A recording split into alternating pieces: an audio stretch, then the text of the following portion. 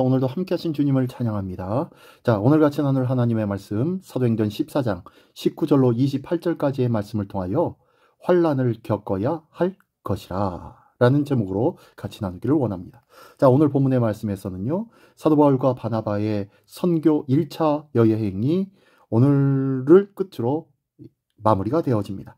자, 오늘 본문에서는요, 루스드라라는 곳에서 죽을 고비를 넘긴 바울은 그간 복음을 전했던 곳을 다시 방문합니다. 그리고 그곳의 성도들을 굳게 세운 후 다시 안디옥으로 돌아와 선교 보고를 하는 내용, 그 내용의 말씀입니다. 자, 한 절 한 절씩 읽으며 같이 나누기를 원합니다. 먼저 19절, 20절의 말씀입니다.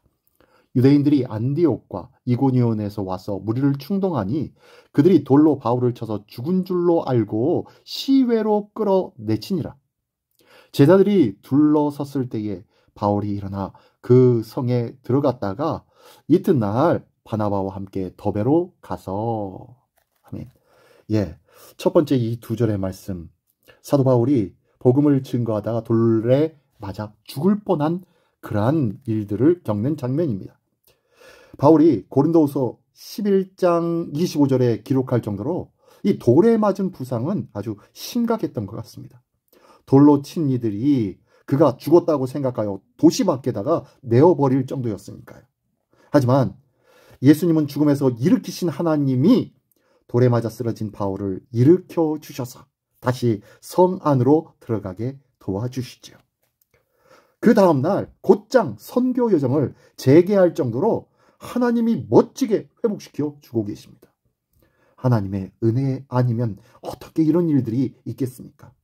죽은 줄 알고 성 밖에다가 내버릴 정도로 그 지경까지 처한 사도 바울임에도 불구하고 하나님이 회복시켜 주셨다는 것, 이것이 주님의 은혜가 아니겠습니까? 스데반 집사를 돌로 쳐서 죽이는 일에 가담했던 이 사도 바울, 그 자신이 이제는 돌에 맞아 죽을 지경에도 불구하고 복음을 전하는 사람, 그 핍박을 했던 자기 자신을 돌아보며 자기 자신이 맡아야 할 사명이 무엇인지 다시 한번 명확하게 발견할 수 있었던 사도 바울. 그는 그 하나님의 놀라운 은혜를 다시 한번 생각하며 아마 다시 일어섰을 거예요. 사도 바울은 안디옥과 이고니온의 박해를 피해서 루스드라까지 왔는데 그곳까지 유대인들이 쫓아와서 루스드라의 유대인들과 합세하여 바울을 돌로 친 것입니다. 기억하십시오. 우리가 끈질기게 복음을 붙잡고 복음을 따른다면 사탄은 끈질기게 우리를 방해할 것입니다. 하지만 그 방해, 그 박해보다 주님의 은혜가 더 끈질기고 강하다는 것을 믿으시기 바랍니다. 그 끈질긴 주님의 은혜가 매번 우리를 다시 일으켜 세워주실 것입니다. 오늘 우리에게 당한 그 고난과 환난이 있습니까? 우리 주님을 붙잡으시기 바랍니다. 우리 주님이 다시 일으켜 세워주실 줄 믿습니다. 자, 보니까 20절에는 죽을 만큼 돌에 맞은 그 다음날 사도 바울은요, 약 96km를 걸어서 더베로 가서 복음을 전합니다. 대단하지요. 그는 복음을 전하는 일에 생명조차 조금 더 귀한 것으로 여기지 아니하였다라고 사도행전 20장에서는 고백하고 있는데요. 이렇게 주님은 그런 자에게 부활의 능력으로 함께 하시며 그에게 힘을 더하여 주실 줄 믿습니다. 우리도 주님을 붙잡음으로 말미암아, 끝까지 붙잡음으로 말미암아 하나님께서 공급해 주신 신령한 은혜와 능력과 힘을 붙잡고 승리하는 우리 모두가 되시기를 예수님의 이름으로 축원합니다. 예, 계속해서 읽어볼까요? 21절로 25절까지의 말씀입니다. 복음을 그 성에서 전하여 많은 사람을 제자로 삼고 루스드라와 이고니온과 안디옥으로 돌아가서 제자들의 마음을 굳게 하여 이 믿음에 머물러 있으라 권하고, 또 우리가 하나님의 나라에 들어가려면 많은 환난을 겪어야 할 것이라고 하고 각 교회에서 장로들을 택하여 금식기도 하며 그들이 믿는 주께 그들을 위탁하고 비시디아 가운데로 지나서 밤빌리아에 이르러 말씀을 버가에 전하고 아탈리아로 내려가서, 바울은 루스드라, 이고니온, 안디옥으로 다시 한 군데 한 군데 한 군데 이렇게 다시 돌아갑니다. 그곳에는 바울이 남겨두고 떠나야 했던 복음을 막 받아들인 새신자들이 있었기 때문입니다. 사도 바울이 핍박받는 모습을 보고 아마 혼란스러웠을 거예요. 그랬던 그들에게 그는 복음을 따르는 삶에는 고난이 반드시 동반된다는 것을 가르쳐주고 있습니다.